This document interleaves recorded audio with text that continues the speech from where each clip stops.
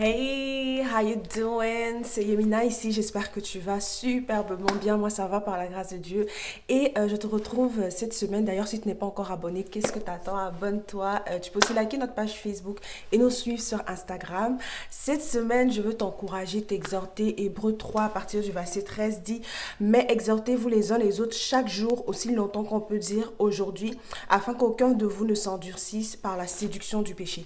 Donc je veux t'exhorter aujourd'hui afin que tu ne tombes pas, afin que tu puisses rester en fait debout, que la parole de Dieu puisse être cette vie, parce que la parole de Dieu est esprit et vie, que cette parole-là puisse être vie et qu'elle puisse te permettre de rester debout, comme dans Ézéchiel, les eaux qui ont été, sur lesquelles il a prophétisé, ont été couverts de chair en fait et se sont tenus debout. J'espère que toi aussi tu vas te tenir debout là où tu es aujourd'hui. La parole que je vais t'envoyer aujourd'hui, c'est de rester, keep going, parce que l'Éternel bâtit. L'Éternel bâtit. Tu sais, ça prend vraiment du temps. Ça prend du temps pour arriver à un état de pleine maturité physique, de pleine maturité émotionnelle, de maturité spirituelle. Ça prend du temps. Et l'Éternel, en fait, c'est quelqu'un de très méticuleux. Quand tu donnes ta vie à Jésus, on va prendre la métaphore de l'édifice, parce que la Bible dit que nous sommes le champ de Dieu, nous sommes l'édifice de Dieu. 1 Corinthiens, partie du verset 3 au verset...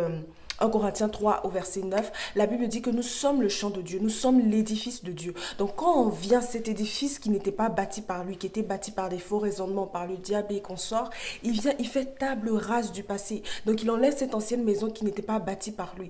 Et il va refaire les fondations en fait. Parce que évidemment, sur quoi est-ce que ta vie va être bâtie? Sur quoi est-ce que l'Éternel va faire cette nouvelle chose? L'Éternel peut t'appeler à un certain ministère, mais il ne peut pas bâtir ce ministère-là sur des mauvaises fondations, sur des fondations qui sont fissurées, sur des fondations qui ne peuvent pas soutenir en fait la grandeur, la largeur, la lourdeur en fait de l'édifice qu'il va bâtir. Donc quand tu viens à Christ, il fait table rase du passé, il enlève cette ancienne maison, il la détruit et il vient renouveler toutes choses, les fondations de ta vie, il vient travailler sur les fondations de ta vie. Donc ça prend du temps en fait pour arriver à cet état de maturité émotionnelle, ça prend du temps pour arriver à cet état de maturité physique, ça prend du temps pour arriver à cet état de maturité spirituelle. Donc alors que les choses sont peut-être difficiles, alors que tu ne comprends pas vraiment là où tu vas, comment les choses se passent, je t'encourage vraiment à rester en communion avec le Saint-Esprit parce qu'il est en train de travailler en fait. Le Seigneur est en train de travailler et j'aime cette métaphore qui explique en fait à quel point ce que Dieu est en train de faire est beau et je vais te la donner. La Bible dit en Hébreux 3 à partir du verset 4, chaque maison est construite par quelqu'un. Mais celui qui a construit toute chose, c'est Dieu. Pour Moïse, il a été fidèle dans toute la maison de Dieu comme serviteur pour rendre témoignage de ce qui devait être annoncé. Mais Christ l'est comme fils sur sa maison. Et sa maison, c'est nous, pourvu que nous retenions jusqu'à la fin la ferme confiance et l'espérance dont nous nous glorifions. Ça veut dire quoi? Ça veut pouvoir dire plusieurs choses. Mais dans le cas que je te parle aujourd'hui, la Bible dit que Moïse était serviteur dans la maison de Dieu. Et ça, c'était par rapport à ce qui devrait être annoncé donc à Christ. Christ, lui, il n'est pas serviteur dans la maison de Dieu, il est fils de Dieu. Amen. Et en fait, ce chapitre-là explique en fait la prééminence ou la supériorité de Christ par rapport à Moïse. Et ça, on s'adressait un peu aux juifs chrétiens, les premiers juifs chrétiens, qui étaient tentés de retourner vers le judaïsme parce que justement, on glorifiait un peu Moïse, le genre d'homme qu'il était. Mais Paul est en train de dire qu'il y a plus que Moïse, il y a Jésus qui est mieux. Mais c'est pas là que je veux aller. Là où je veux aller, c'est pour te dire, mon frère, ma soeur, que la Bible dit ici que mais Christ l'est comme fils sur sa maison et sa maison, c'est nous. Nous sommes la maison de Dieu. Amen. Moïse, lui, il était serviteur dans la maison physique. Il travaillait dans le tabernacle que Dieu l'a poussé à créer. Donc ce tabernacle, on lit dans Lévitique, 15 coudées, 100 coudées, 10 coudées. Prenez les peaux de dauphin pour faire ceci, faites le voile de telle couleur, de bleu, de cramoisi, etc. Tous les détails que Dieu a donnés, c'était pour un tabernacle physique. Mais maintenant, nous sommes le temple du Saint-Esprit. Donc de la même façon que Dieu a bâti, comment? Avec méticulosité, en fait, ce tabernacle physique, il est aussi en train de nous bâtir avec méticulosité, nous qui sommes le temple du Saint-Esprit.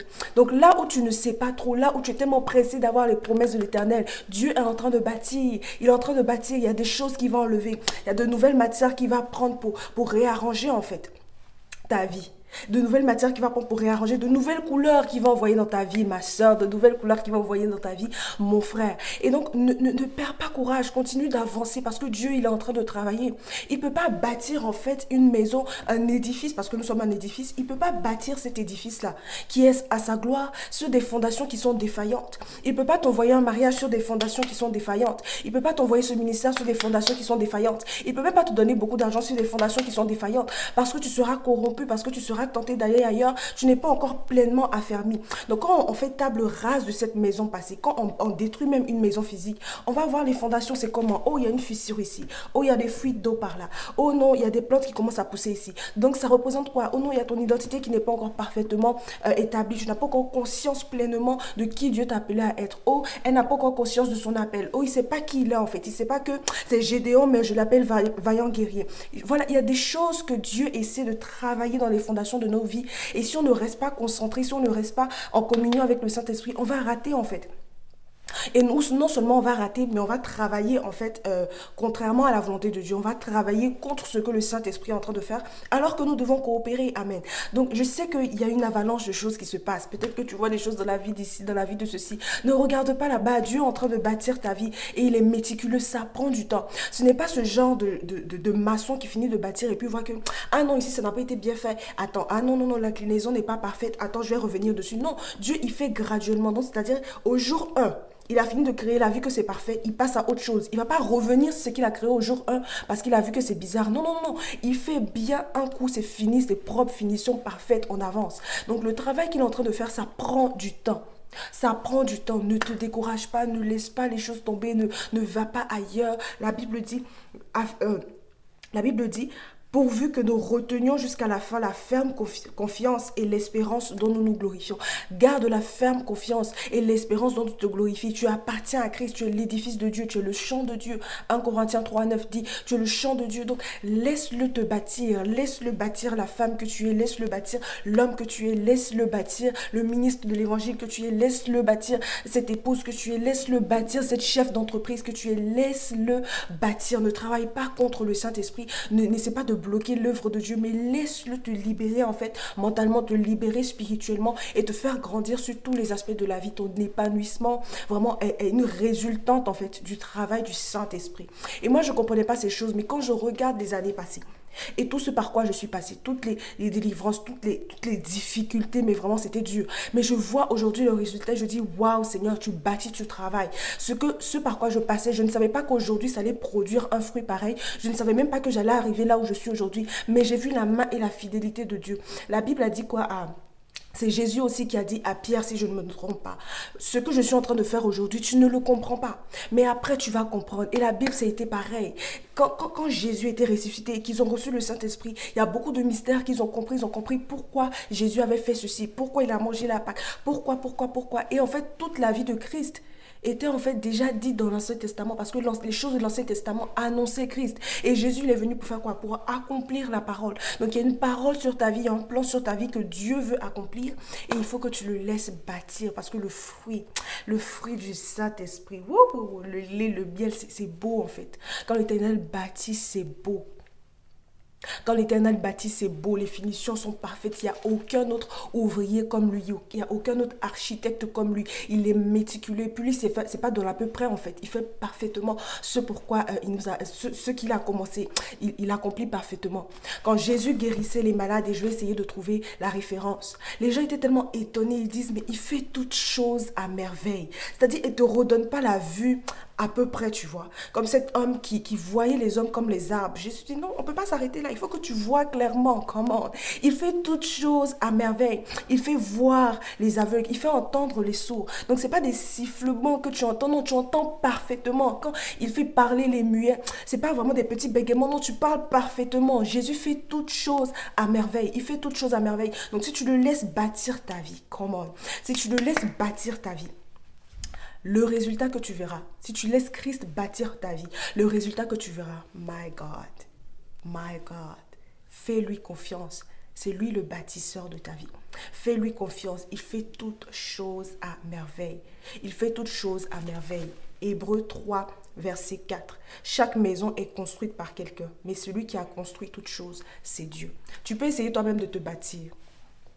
I mean, les principes de Dieu, c'est comme ça, tu les appliques, ça va porter du fruit. Donc si tu sèmes, en fait, dans ta personne, tu vas récolter du fruit. Mais ça sert à quoi alors que quelqu'un peut faire un travail plus excellent? Ça sert à quoi si Dieu peut faire un travail plus excellent? Plus excellent, plus parfait, avec des finitions exactes. Si tu lui fais confiance, si tu lui donnes ta vie, il va te guider en fait. Il va te guider dans la vérité. Il va te guider dans ce dans quoi il t'appelle. Il va te guider vers les ressources, vers les personnes qui vont aider à travailler ton caractère, vers les personnes qui vont t'expliquer la parole. Il va te guider en fait vers les ressources pour que tu puisses avoir tout ce dont tu as besoin pour exceller dans ce dans quoi il t'appelle, mais aussi pour manifester le caractère de Christ. Pour manifester le caractère de Christ. Et je termine avec cette chose dans Éphésiens 4. La parole dit: je vous exhorte donc, moi le prisonnier dans le Seigneur, à marcher d'une manière digne de la vocation qui vous a été adressée, en toute humilité et douceur, avec patience, vous supportant les uns les autres avec charité, vous efforçant de conserver l'unité de l'esprit par le lien de la paix. Il y a une façon de marcher quand on est appelé par Dieu. Et nous sommes les enfants de Dieu. Et nous sommes appelés en fait à participer. Nous sommes appelés aussi à travailler dans son champ. Nous sommes appelés aussi à étendre son royaume, à prêcher l'évangile, à faire des nations des disciples. Nous sommes appelés à ouvrir des entreprises. Nous sommes appelés à édifier. Nous sommes appelés à impacter, à briller de cette lumière. Mais il y a une façon de marcher en fait quand on est appelé. Il dit quoi? Je vous exhorte à marcher d'une manière digne de la vocation qui vous a été adressée. Donc il y a une manière aussi indigne de marcher en fonction de la vocation qui t'a été adressée. Et laisse le Seigneur, en fait, par rapport à ton appel, par rapport à là où tu vas, par rapport à la façon dont le Seigneur t'a créé, la personnalité qu'il t'a donnée, l'appel qui est sur ta vie, il y a un chemin. Il y a un chemin qui t'est destiné. Il y a un chemin qui t'appartient. Et depuis le début de cette année, ça c'est vraiment quelque chose que le Seigneur me met à cœur. C'est comme si c'est un chemin étroit. Tu vois, quand un enfant apprend à marcher, il y a toujours son père ou sa mère, ou je ne sais pas, son tuteur, etc., qui lui prend les deux mains comme ça et puis l'aide à faire un pas, deux pas, un pas, deux pas. C'est pareil pour moi, c'est pareil pour toi. Il y a un sentier qui t'est destiné et le Seigneur est en train de te bâtir, t'apprendre à marcher selon... d'apprendre à marcher selon la vocation que tu as reçue, selon l'appel qui t'a été adressé. Donc laisse-le te prendre par la main et puis te faire un pas, deux pas, un pas, deux pas. Parce que cela est fonction de ta destinée. Le pas que tu es en train de faire avec le Seigneur, c'est pas le même pas que tel est en train de faire, c'est pas le même pas que tel est en train de faire. Ton chemin, en fait, c'est spécifique. Ton appel est spécifique. Ta destinée, elle est spécifique. C'est pour toi. There's your name on it. Et ce que toi, tu peux accomplir, c'est unique. Le Seigneur, il est vaste en fait, il est vaste. Ça déborde tellement qu'il ne peut pas faire deux choses pareilles, même s'il voulait, mais ça déborde en fait. Donc laisse-le te conduire et te faire marcher selon ses voies. Laisse-le te conduire et te faire marcher selon sa volonté. Laisse-le te conduire et te faire marcher selon la vocation, l'appel qui est sur ta vie. L'Éternel bâtit, n'abandonne pas l'Éternel bâtit. Il fait de toi quelqu'un, une femme, un homme d'exception pour l'appel qu'il a sur toi, pour cette génération, pour impacter, pour briller de la lumière de Christ. Donc j'espère que cette vidéo, je sais que je parle vite, mais ça va aller. J'espère que cette vidéo t'a édifié. Keep going. Le Seigneur est en train de bâtir ta vie.